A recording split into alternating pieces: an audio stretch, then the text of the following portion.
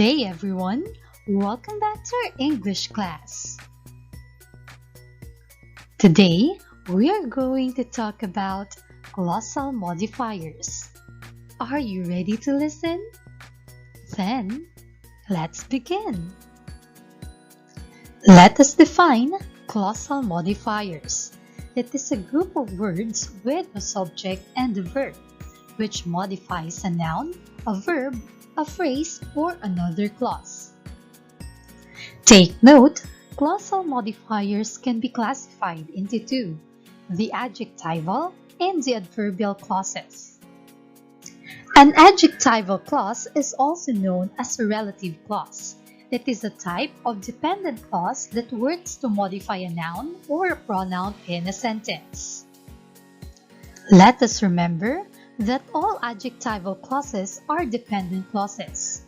A dependent clause is a group of words that consists of a subject and a verb, yet it is not a complete sentence that can stand alone.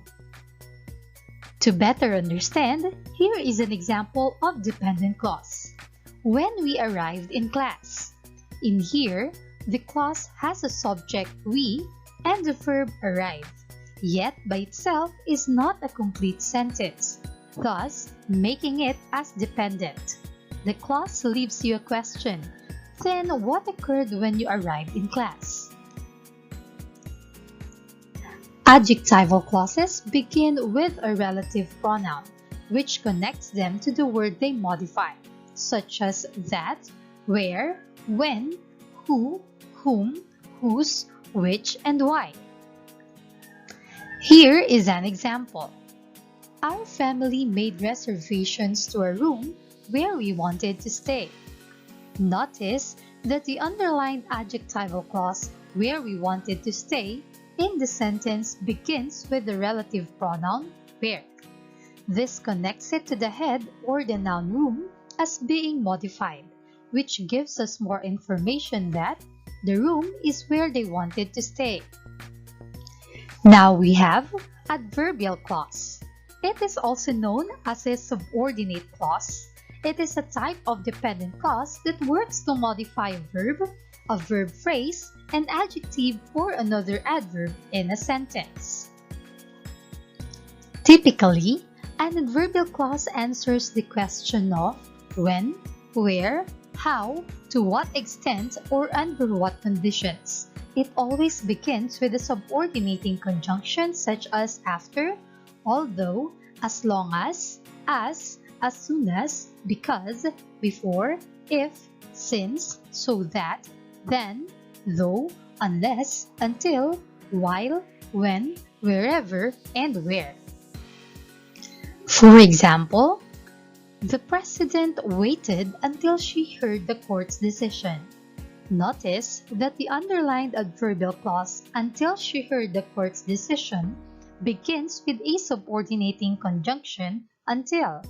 This connects it to the head or the verb waited as being modified, which specifies that the president did not only wait but she waited until she heard the court's decision. Another example, if she didn't wash the dishes, she would be punished. In here, the underlined adverbial clause, if she didn't wash the dishes, begins with a subordinating conjunction if. It connects to the head or the verb phrase would be punished as being modified in the sentence.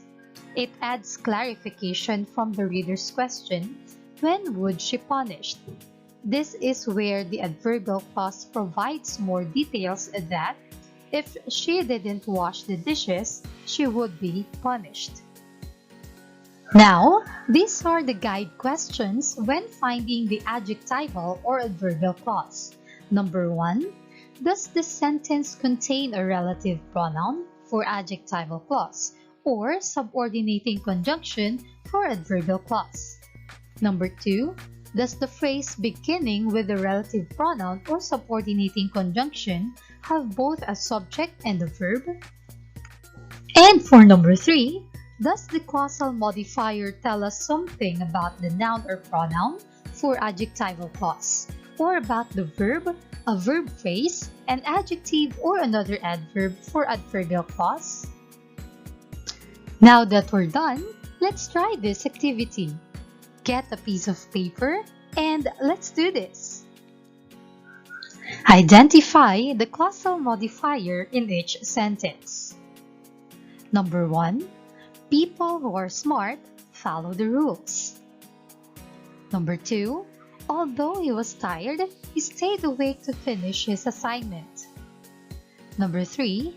The dog ran around the house while the cat took a nap. Number 4. My aunt can remember the time when internet did not exist. And number 5. Wency did not skip the lesson because she wants to learn more. Congratulations for completing this lesson. Thank you for watching and for listening. I will see you again. This is your Maestra Mela, always at your service.